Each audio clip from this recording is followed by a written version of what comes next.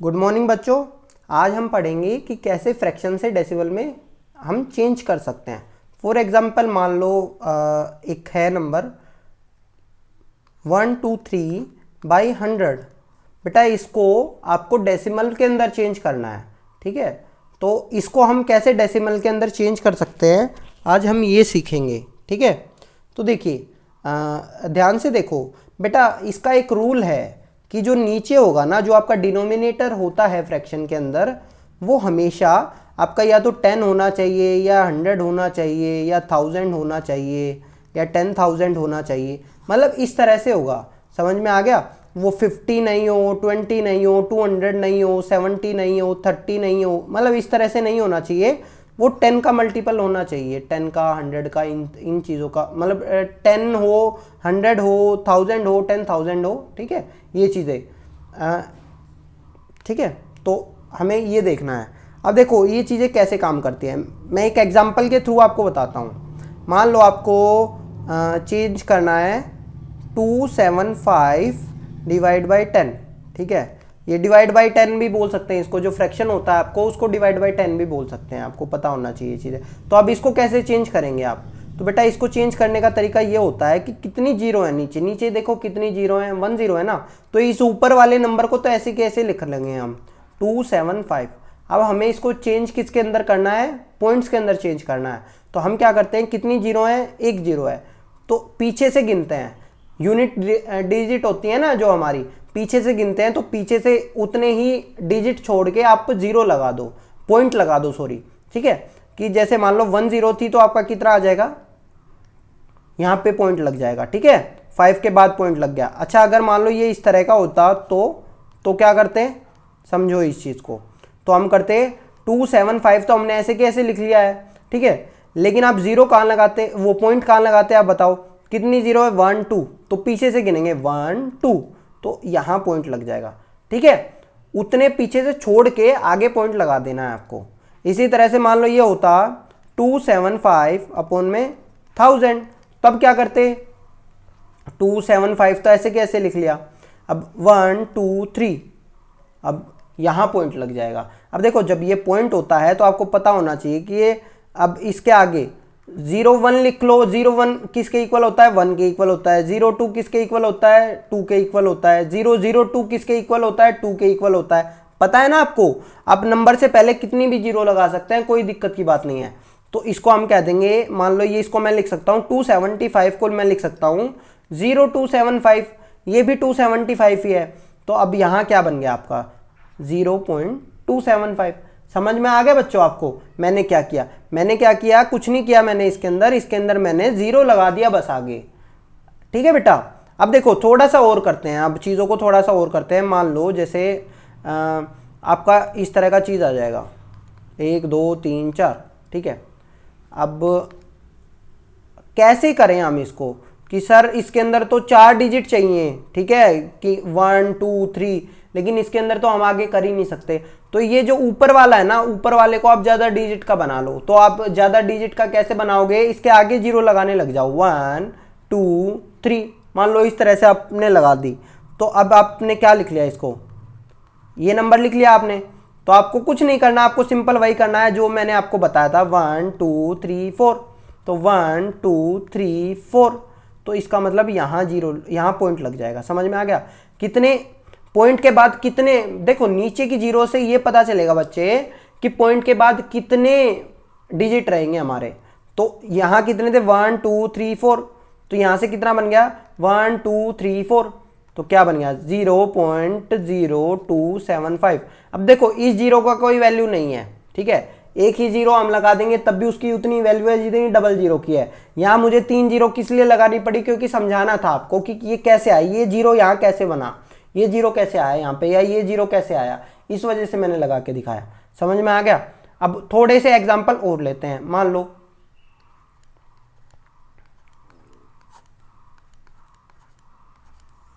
लो ये क्वेश्चन है, अब इसके अंदर कैसे करेंगे। तो बेटा समझो एक चीज, जीरो से तो जीरो कट जाएगा, हमने कैंसलेशन सीख रखा है, कोई दिक्कत की बात नहीं है। अब नंबर क्या रह गया 2 3 5, नंबर क्या रह गया है 2 3 5। अब देखो कितने पॉइंट के बाद कितने डिजिट रहेंगे, 1 2, यानी पॉइंट के बाद कितने डिजिट रहेंगे, 1 2, यानी कि यहाँ पॉइंट अगर लग जाएगा तो ये हो गया, समझ में आ गया। अच्छा अगर मैं इसको काटता भी नहीं तब भी कोई दिक्कत नहीं थी, 2 3 5,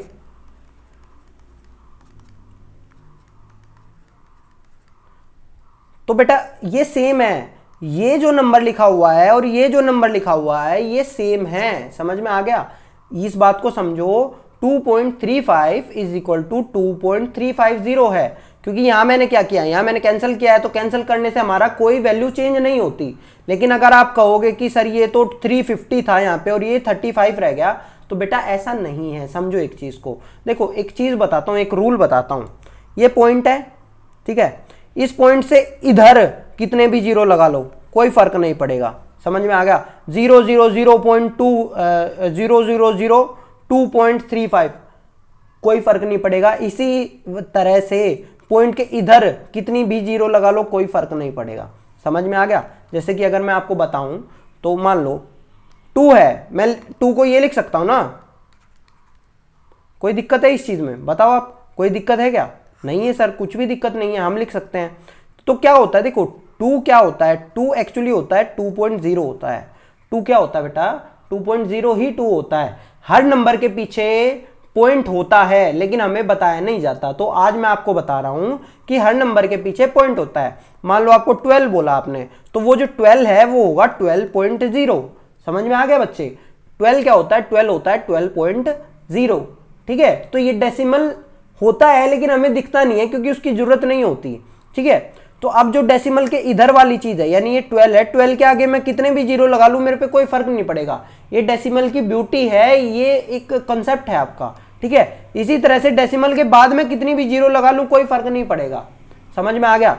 फॉर एग्जाम्पल की अगर मैं बात करता हूं 13.000 और इधर भी 000 कर लो तो ये 13 ही होगा, इसके ऊपर कोई फर्क नहीं पड़ेगा।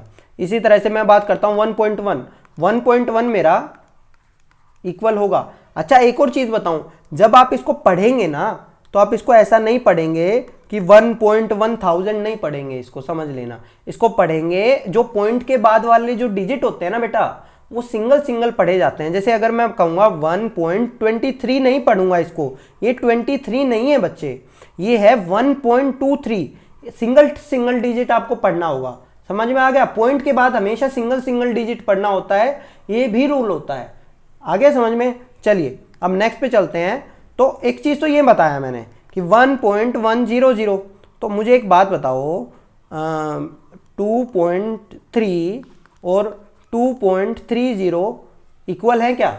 हाँ सर इक्वल है, क्योंकि इसके आगे मैं कितनी भी जीरो लगा दूं कोई फर्क नहीं पड़ेगा, ठीक है। अच्छा इसके आगे मैं कितनी भी जीरो लगा दूं, इस 2 से आगे मैं कितनी भी जीरो लगा दूं तब भी कोई फर्क नहीं पड़ेगा, तो ये इक्वल रहते हैं बच्चे, ठीक है। तो आपको डेसिमल के बारे में पता चल गया होगा। तो एक तो ये चीज हो गई, अब हम डेसिमल में चेंज करना सीख रहे हैं। आज का जो हमारा बेसिक कॉन्सेप्ट रहेगा वो डेसिमल में चेंज करना रहेगा, उसके बाद हम बाकी सारी चीजें भी करेंगे। मान लो जैसे मैं अब क्वेश्चंस दे रहा हूं आपको, जो आपको करके दिखाने हैं मुझे और गूगल क्लासरूम में डालने हैं बेटा आपको, ठीक है। चलिए क्वेश्चंस बोलता हूं मैं। अब बेटा ये आपके क्वेश्चन बन गए हैं, देखो क्वेश्चन क्या है ध्यान से समझना। आपको क्या करना है, 135 को पहले 10 से डिवाइड करना है, फिर 100 से करना है, फिर 1000 से करना है। मतलब जो अपोन में रहेगा आपका, डिवाइड करने का मतलब मैं ये कह रहा हूं कि आपको ये फ्रैक्शन में है। जैसे अगर मैं इससे एक क्वेश्चन बन गया 135/10, अगला क्वेश्चन बनेगा 135/100, अगला क्वेश्चन बनेगा 135/1000, अगला क्वेश्चन बनेगा 135/10,000, ठीक है। अगला क्वेश्चन बनेगा 135/1 लाख, ठीक है। तो इस तरह से एक क्वेश्चन से आपके कितने क्वेश्चन बन गए बच्चे, 5 क्वेश्चन बन गए, समझ में आ गया। इससे भी आपको 5 बनाने हैं, इससे भी आपको 5 बनाने हैं, इससे भी आपको 5 बनाने हैं। इस तरह से आपके टोटल क्वेश्चंस हो जाते हैं 20, समझ में आ गया बेटा। टोटल 20 क्वेश्चंस मेरे को चाहिए। आपको इन सबको डेसिमल के अंदर चेंज करके मेरे को दिखाना है। और कहाँ दिखाओगे, व्हाट्सएप पे नहीं दिखाना, गूगल क्लासरूम में दिखाना है बच्चे मेरे। तो गूगल क्लासरूम में मैं चेक करूंगा और वहीं पे आपको बताऊंगा, ठीक है बेटा। चलो आज की क्लास यही थी। आपको ये असाइनमेंट मिल गया है, इनका स्क्रीनशॉट ले लेना आप, तो आपका हो जाएगा, ठीक है बेटा। चलो स्क्रीनशॉट ले लो, मैं रुका हुआ हूँ, ठीक है। नंबर क्या है 1352, ठीक है, तो ये नंबर है आपका। चलिए ठीक है बेटा, चलो आराम से करना और मेरे को बताना अगर कोई दिक्कत हो तो। कमेंट भी कर सकते हो आप, यहाँ भी कर सकते हो और आप वहाँ पे गूगल क्लासरूम में भी कर सकते हो।